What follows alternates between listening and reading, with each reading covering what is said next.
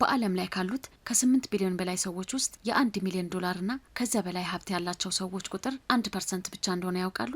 ይህ ማለት 99% የሚሆነው የዓለም ሕዝብ ይህንን የሀብት ማማ ማየት አልቻለም ማለት ነው። አብዛኛው ሰው ሚሊዮነር መሆን በእድል በዘር አሊያም በተአምር የሚመጣ ይመስለዋል። ነገር ግን ከ59% በላይ የሚሆኑት የዓለማችን ሚሊዮነሮች ከዜሮ ተነስተው በራሳቸው ጥረት ሀብት የገነቡ ናቸው። ይህ የሚያሳየን አንድ ትልቅ ሀቅ አለ። ሀብት የዘረመል ውጤት ሳይሆን ተምረን ልናዳብረው የምንችለው የክህሎቶች ስብስብ ነው። ማንም ሰው ከየትኛውም የህይወት ታሪክ ተነስቶ የካፒታል አዛዦች ክህሎት ከተማረ የፋይናንስ ነጻነቱ ማወጅ ይችላል። ወደ ፀሐይ ፋሚሊ እንኳን በሰላም መጣችሁ። ይህ ቻናል የፋይናንስ ነጻነት እውን ለማድረግ ለሚተጉ አሮጌውን የድህነት ማትሪክስ ሰብረው በዲጂታል ቢዝነስ ዓለም ኢምፓየር መገንባት ለሚፈልጉ የተዘጋጀ የእውቀት ማዕከላችን ነው። ዛሬ በዚህ እጅግ ጥልቅ ማስተር ክላስ ከስሜታዊ አነቃቂ ንግግሮችን ወጥተን ታላላቅ ቢሊዮነሮች አጥብቆ የያዟቸውና የገንዘብ ቋታቸውን ያሳበጡባቸውን 7 የልዕቀት ክህሎቶችን አብረን እንመረምራለን። አእምሮውን ክፈቱ፣ ማስታወሻውን ያዘጋጁ እና የ1%ቱ የፋይናንስ ጥበብ አብረን እንማር። አንደኛ፣ የስታርት ስቶፕ ወጥመድ ማለፍና ጠንካራ ጽናት። አብዛኛው ጀማሪ ኢንቨስተር ትንሽ ፈተና ሲመጣበት ወይም የመጀመሪያ ቢዝነሱ ለጥቂት ወራት ትርፍ ሲያጣ ወዲያውን ያቋርጥና ወደ አዲስ ቢዝነስ ይዘላል። ከሪል ስቴት ወደ ኢኮመርስ፣ ከኢኮመርስ ወደ ክሪፕቶ እያለ በየ2 ዓመቱ አዲስ ስራ ይጀምራል። ነገር ግን የ1% ሚሊዮነሮች ክህሎቶች በአንድ ኢንዱስትሪ ውስጥ ለ10 እና ለ20 ዓመታት በነጻነት መቆየት ነው። ውድቀት፣ ኪሳራና የህይወት ፈተናዎች ሲያጋጥሟቸው እንደ ተራ ሰው ተስፋ ቆርጠው ከሜዳ አይወጡም። ችግሮችን አርመው በዚያው ኢንዱስትሪ ውስጥ ይቀጥላሉ። አንድን ዛፍ ዛሬ ተክሎ ነገ ፍሬውን መጠበቅ አይቻልም። ስር እስኪሰድና ጊዜ እስኪያልፍ ድረስ ፈተናዎችን የማቋቋም ብቃት የሀብት መሰረት ነው። ሁለተኛ፣ የሌቨሬጅ እና የጋራ ብልጽግና ስነልቦና። አብዛኛው ሰው ሀብታም መሆን ሲፈልግ ሁሉንም እኔ ራሴ ጠንክሬ ልስራው ብሎ ያስባል። ነገር ግን ታላላቅ ሚሊዮነሮች የብቸኛ ተኩል አካሄድ አያዋጣም ብሎ ያምናሉ። የመጀመሪያው ክህሎታቸው የሰዎችን የቴክኖሎጂንና የካፒታልን አቅም ማብዛት ወይም ሌቨሬጅ መጠቀም ነው። በዚህ ክህሎት ውስጥ ትልቁ ሚስጥር ሀብትን የማካፈል ጥበብ ነው። ስኬታማ መሪዎች ጠንካራና አዋጭ ቡድን የሚገነቡት እኛ ገንዘብ ስናገኝ አብረውን የሚሰሩ ሰዎችን አብረው ያድጋሉ የሚል ጽኑ መርህ ስላላቸው ነው። ሰዎች ከእርስዎ ጋር ሲሰሩ ህይወታቸው እንደሚቀይሩ ካወቁ ምርጥ ታለንት ያላቸው ባለሙያዎች በራሳቸው ጊዜ ወደ እርሱ ይመጣሉ። ቢሊዮነሮች የ100 ሰዎችን የ1% አቅምና የቴክኖሎጂ አውቶሜሽን ተጠቅመው ቢዝነሳቸውን በ10 እጥፍ ያሳድጋሉ። ሶስተኛ፣ ሰውን የማንበብና የማሳመን ጥበብ። የቢዝነስ ዓለም የሚመራው በማሽን ሳይሆን በሰዎች ነው። ስለዚህ የሰውን ልጅ ስለልቦና መረዳትና ማንበብ እጅግ ወሳኝ ክህሎት ነው። ሚሊዮነሮች ከሰዎች ጋር ሲቀመጡ የሰዎችን ፍላጎት፣ ስጋት፣ ድብቅ ዓላማ በቀላሉ ይረዳሉ። የአእምሮ ብልህነት ብቻውን የትም አያደርስም። ስሜትን የማስተዳደርና ሰውን የመረዳት ብልህነት እጅግ ይበልጣል። ይህ ሰው የማንበብ ክህሎት በቀጥታ ወደ ማሳመን ያመራል። ሽያጭ ማለት እቃን ማስተዋወቅ ብቻ አይደለም። ማሳመን ማለት ቤተሰቡን አዲስ ቢዝነስ ለመጀመር ሲያስቡ እንዲገፋፎት ማድረግ፣ ምርጥ ሰራተኛን ካምፓኒው ውስጥ ገብቶ እንዲሰራ ራዕይ መሸጥ እና ኢንቨስተሮችን በእርሱ ሀሳብ ላይ ሚሊዮኖችን እንዲያፍሱ ማድረግ ነው። ማሳመን የማይችል ሰው የፋይናንስ ኢምፓየር ሊገነባ ፈጽሞ አይችልም።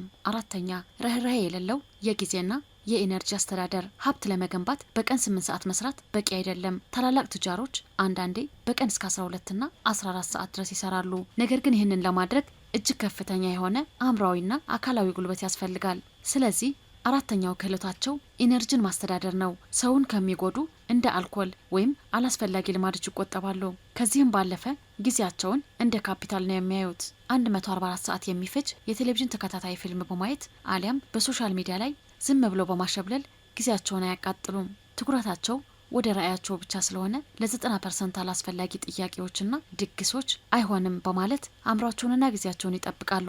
አምስተኛ፣ ጠበኛ ትዕግስትና የችግር ፈችነት ማሽን። ይህ ክህሎት ግርምት የሚፈጥር ፓራዶክስ ነው። ሚሊዮነሮች በዕለት ተዕለት ስራቸው ላይ እጅግ በጣም ፈጣን፣ ቁጡና አግሬሲቭ ናቸው። ዛሬ መደረግ ያለበትን ስራ ዛሬውን ያጠናቅቃሉ።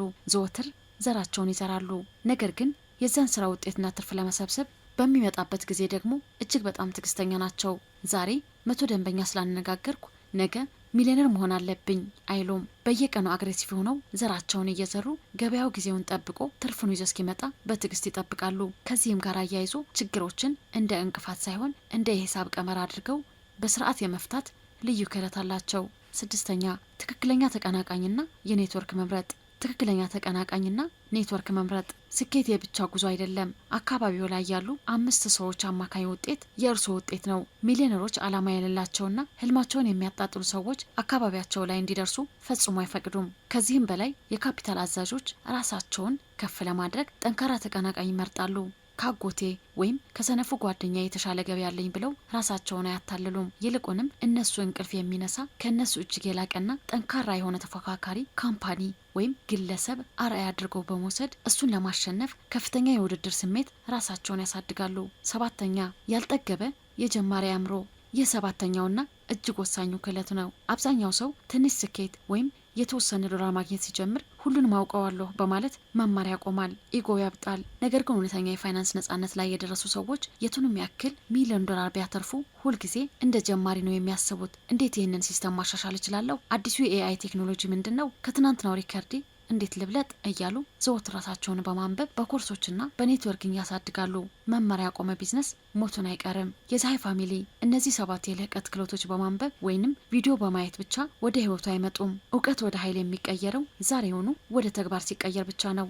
ሁሉንም ነገር ራሴ ልስራ ጊዜ አለኝ እያሉ በሰራተኝነት ማትሪክስ ውስጥ ከመቆየት የ1%ን የሌቨሬጅ ሚስጥር ዛሬውኑ ይተግብሩ።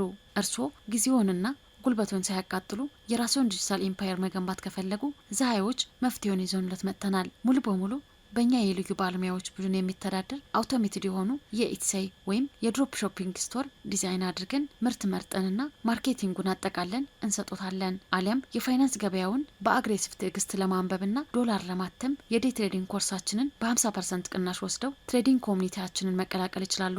አሁኑኑ ቪዲዮ ስር ዲስክሪፕሽን ላይ ያለውን ሊንክ በመጫን ወይም ስልክ በመደወል የፀሐይ ቡድን ያግኙ። የራሱ የዲጂታል ሪል ስቴት ዛሬውን ይገንቡ።